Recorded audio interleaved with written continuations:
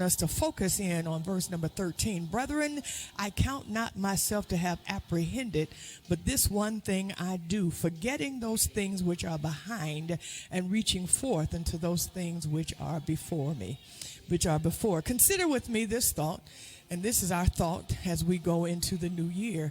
Renew in 2022. Renew in 2022.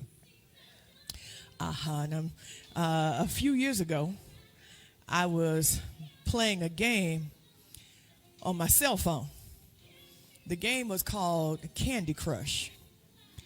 Well, the object, some of y'all know that game. The object of the game is to crush up your candy. Definitely a no-brainer, but one that can occupy your time and potentially de-stress you. When playing a particular set for a level upgrade, can somebody say level upgrade? I got to the end where I ran out of moves. And there was a decision that I felt that I had to make. Number one, I was going to have to pay a penalty and purchase more moves to keep the game in play. Or number two, I could tap a little pink banner that said, give up. Now, I don't know about your ego, but I grew up with a bunch of brothers. And I also had a pretty tough Texan daddy and a mama from Louisiana that taught us that giving up was not a viable option. Giving up was always the easy way out of something rather than the solution for seeing something to completion. Giving up marks weakness rather than strength. Giving up usually means that you are not exploring, that you have not explored all of the options, but you have simply stopped trying. But here's the rub. In this game, giving up meant something altogether different.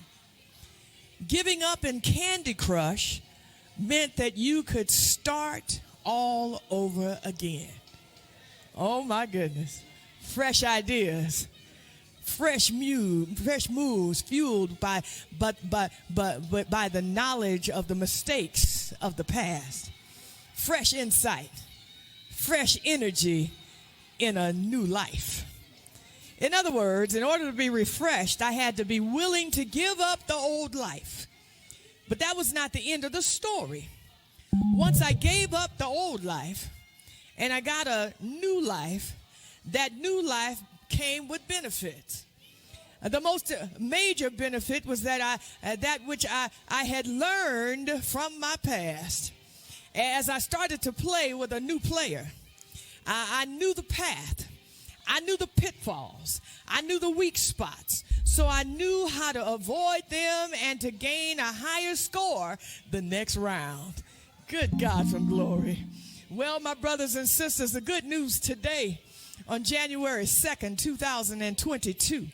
No matter what you went through in 2021, you survived. Yes.